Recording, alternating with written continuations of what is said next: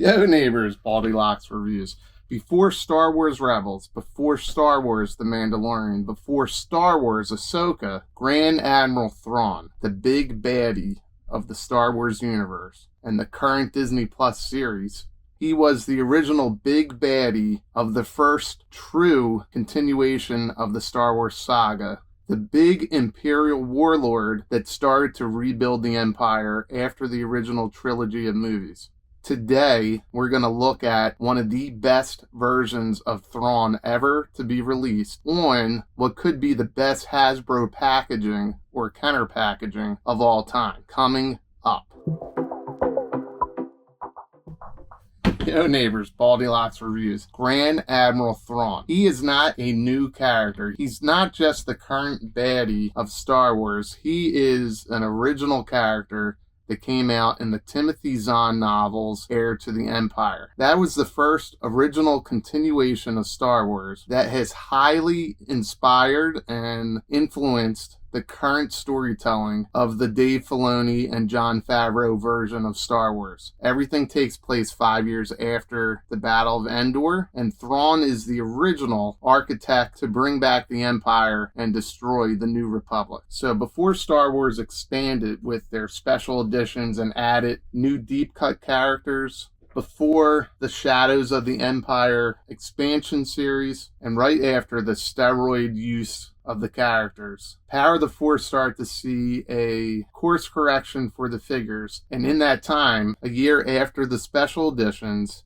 and a year before The Phantom Menace would make its way to movie theaters, we got expanded universe characters based on the Timothy Zahn novels, based on Dark Empire, and based on the Dark Horse comics from the early 90s. We got these expanded universe characters, which wasn't just fan service, but it also offered up what could be Hasbro or Kenner's best and most creative packaging, in my opinion, of all time. And for me, the coolest figure to come out of that line is Grand Admiral Thrawn.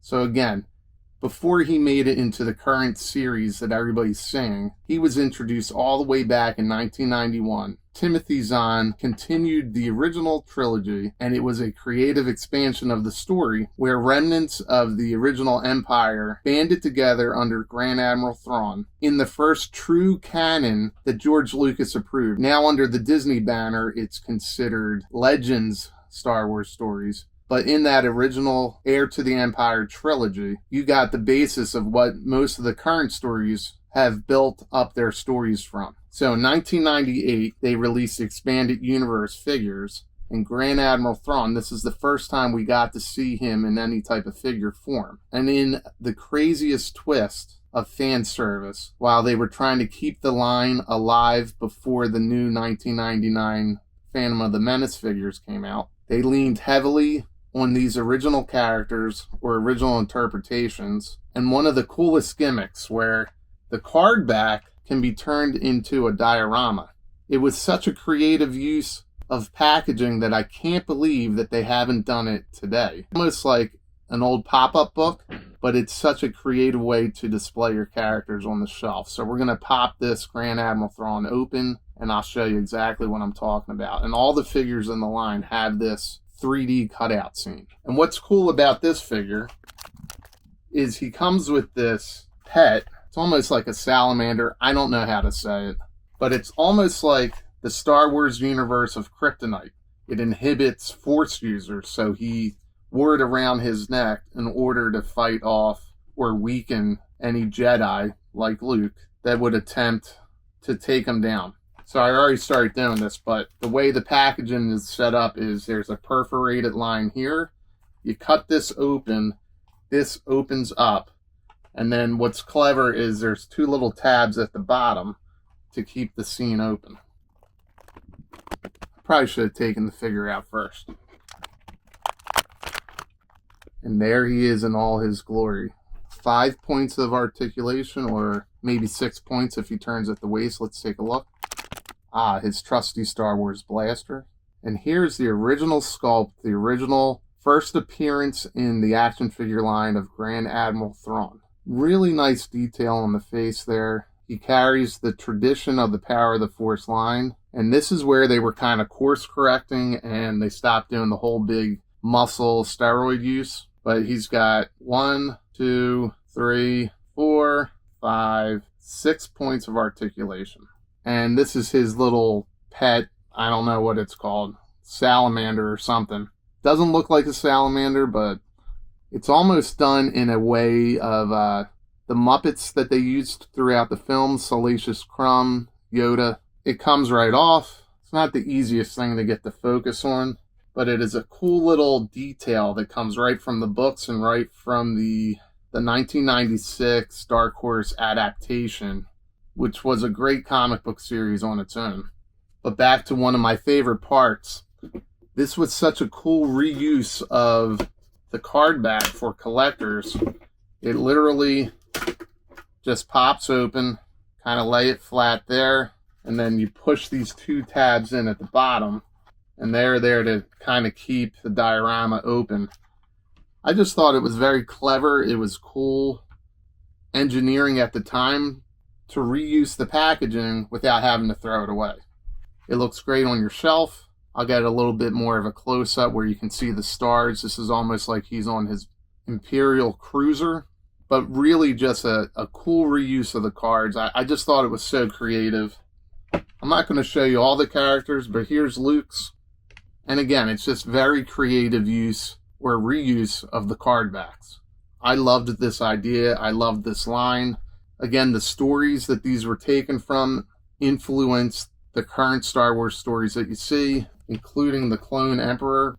It celebrates the first time that we saw Leia as a Jedi, and we got to see different variations of the Stormtroopers, and they all had their own 3D play sets. Again, I'm still impressed 25 plus years later how cool these card backs were at the time, and it's something Hasbro could probably look at doing again, not just for Star Wars, but for Marvel Legends and G.I. Joe Classified. And I know most people think that all I collect is G.I. Joe Classified, punk, but I have a massive, massive Star Wars collection too. So if you're wondering what made me do a review of a figure from 1998, a Star Wars figure from 1998, it's all from the brainchild of Lawrence, a punk with toys, and his good friend Allison, Retro Toy Princess. Go check out both their channels if you're not familiar with them. And it's hard not 25 plus years later, how cool to be familiar with Lawrence. He is the only guy in Michigan who sounds like he lives in New York City.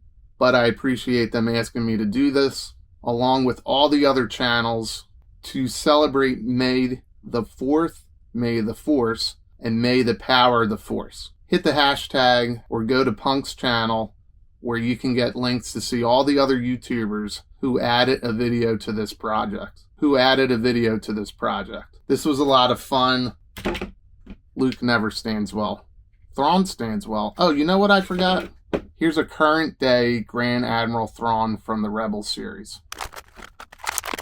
Here's his little blaster. It is a nice update to the character. I'm not sure where his little salamander is, or whatever this Muppet thing is called. He does have all the extra points of articulation that is much more common in today's toys. And he looks great on the diorama. And his pet fits comfortably around the new version as well. But I still prefer this bad boy. So surprisingly, you can still get these relatively at a decent price on the secondary market. They have not gone up too much in value. I think the most expensive one I've seen is probably Mara Jade, and I've got her and the other figures packed away somewhere. There's a Dark Trooper, an Imperial Trooper, Imperial Sentinel, and there's fan favorite Kyle Katurn from the old PC video game series. I never played it, so I forget what it's called. Anyway, let me know your thoughts on Star Wars, on Grand Admiral Thrawn, what you think about these gimmicks that they used. Is this a cool use? Would you like to see this done again in any of today's lines? It's a much cooler gimmick than this, which is actually still kind of cool. But anyway, thanks again to Lawrence, thanks to Allison, and thanks to all the other members who contributed to May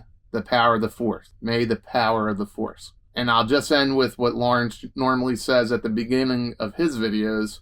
Welcome to A Punk with Toys. My name is Lawrence. If you like what you see, hit that notification button. hit that subscription button. But do it for me. Do it for Baldy. You could do it for Punk, too. Alright, guys. Thanks. I'll see you later. Thrawn.